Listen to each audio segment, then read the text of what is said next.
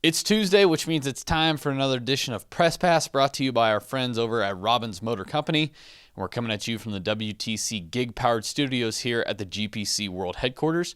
From GoPowerCat.com, I'm Riley Gates, and this is your bi-week Press Pass. Well, K-State is currently coming off of a big win at Mississippi State. The Wildcats defeated their SEC foe on the road 31-24 to improve to 3-0 and honestly jump into the top 25 rankings, which was a bit of a surprise. But now coming into this week, K-State has no game. It's on bye week, and the Wildcats are still enjoying their win from Saturday.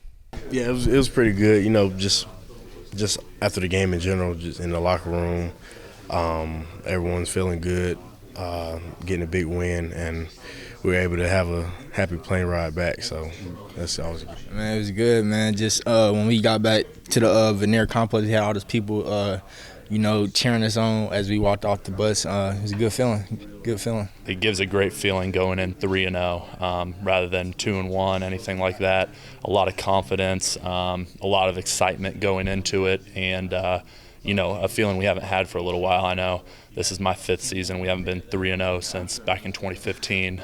So we're really excited. We're looking forward to the rest of the season and Big 12 play getting started. K-State is 3-0 through the first 3 weeks of the college football season, and honestly, it looks like the Wildcats are pretty flawless, but K-State head coach Chris Klieman and the players, they know that they're not perfect. Even though they have been very good through those first 3 weeks, even though they went on the road and beat an SEC team in their house, the Wildcats know that they have a lot to improve on. And this week and then next week leading up to the Oklahoma State game, they plan to fix some of those things that need working on. The great thing when you have success and win, I think sometimes it's easier to go back and challenge the guys and say, hey, we have to improve, and we know we have to improve and get a lot better. I think offensively, a couple things stuck out that we need to improve upon would be perimeter blocking, and it's not just wide receivers, it's offensive linemen, tight ends, running backs, because we have to be able to get the edge, and we've got to do a better job out there. And then obviously we weren't as good on third down as we'd been in the past, and I think part of that is we were in a lot more third and long situations. On defense, our tackling still has to improve. I think Hill's a phenomenal running back, and he made us, earn every hit. But we have to continue to improve upon tackling. And then, the sudden change aspect on defense, we talk a lot about that when a sudden change happens off a turnover or something, you have to be able to respond. And, we didn't respond the first time when we fumbled a punt and they scored a touchdown. And then probably the disappointing one was we intercept the pass, they make a good play, strip the ball, and then they take it 79 yards after that to score. So we've got to get better on sudden change. And then obviously in special teams, can't have a penalty, which we had on a good return, and then we have to field punts.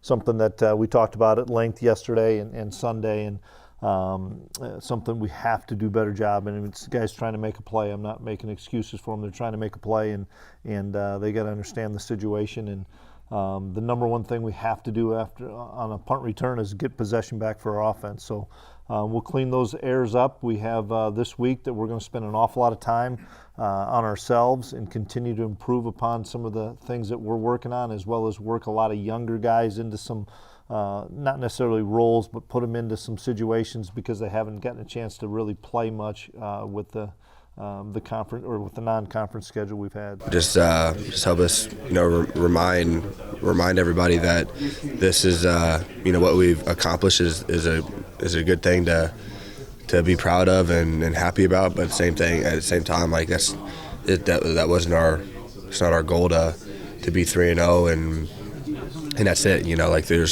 We have plenty more goals to go and accomplish. Yeah, we're undefeated in non-con. That was one of our goals, but we're getting into Big 12 play now, and it's time to even kick it up, even more and kick it up a notch. So I'm just excited for these 2 weeks for our team to kind of get a chance to get healthy, get our feet back underneath us, and just carry that momentum that we've created the first 3 games in the Big 12 play. With the bye week, we're trying to just continue to get better and better, get ready for Oklahoma State. It's going to be a great game, another great atmosphere, and we just got to be ready to roll. As I said, it is a bye week, and that means there's not a whole lot of things going on at K-State right now.